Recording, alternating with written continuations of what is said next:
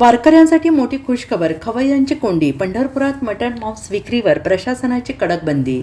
आषाढी वारीसाठी पंढरपुरात विठू माऊलीच्या दर्शनाला येणाऱ्या लाखो वारकऱ्यांसाठी प्रशासनाने एक अत्यंत मोठा आणि महत्त्वाचा निर्णय घेतला आहे. पंढरपूर शहर आणि आजूबाजूच्या परिसरात उद्यापासून 15 जुलै थेट 29 जुलैपर्यंत असे 15 दिवस मांस आणि मटण विक्रीवर संपूर्ण बंदी घालण्यात आलेली आहे. सोलापूरचे पालकमंत्री जयकुमार गोरे यांच्या सूचनेनुसार जिल्हाधिकाऱ्यांनी हे कडक आदेश जारी केले आहेत आणि या निर्णयामुळे पंढरपुरातील खवय्यांची अडचण होणार असली तरी लाखो वारकरी आणि भाविकांमधून या निर्णयाचे जोरदार स्वागत केलं जात आहे.